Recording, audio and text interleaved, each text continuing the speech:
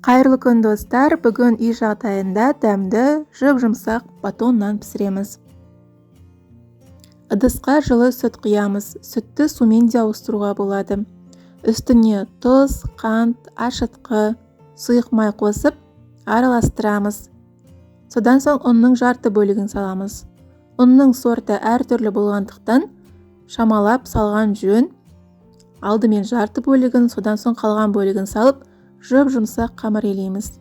Мен шамамен 420-430 граммдай ұн салдым. Ең соңында бір ас қасық сұйық май қосып, қамырымызды тағы да бір илеп жібереміз.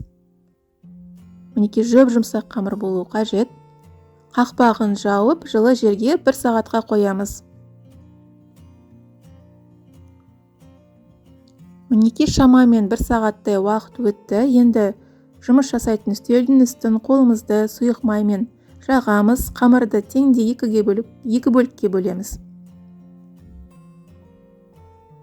Енді әр қамырға 4 бұрыш тәріздес форма келтіреміз.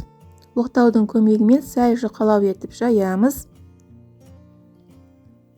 Рулет тәріздес етіп ораймыз. Тығыздау етіп орауымыз қажет. Мінекей осылай ораймыз. Жан-жағын бәрін жауып шығамыз. Себебі қамыр көтерілген кезде ашылып кетуі мүмкін. Енді екінші қамырды да дәл осылай етеміз.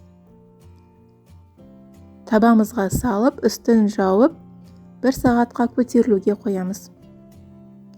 Менде шамамен 40 минутта жақсы көтерілді. Үстіне сүт жақтым. Егерде батонның түсі жалтыр болғанын қаласаңыз, онда жұмыртқаның сары уызын жаққаныңыз жөн. Пышақтың көмегімен осындай тілімдер жасаймыз. 180 градус қызып тұрған пеште 30-35 минут пісіреміз. Мен шамамен 30 минут пісірдім. Осындай әдемі сары алтын түстес болды. Толық суытамыз, суыған соң тураймыз. Мінекей батонымыз дайын болды. Жұп-жұмсақ болады. Рецепт бойынша жасап көріңіздер. Достар, егер видеоны соңына дейін қараған болсаңыздар, лайк басып, пікір қалдырып, менің каналыма тіркелуді ұмытпаңыздар. Ас болсын, сау болыңыздар.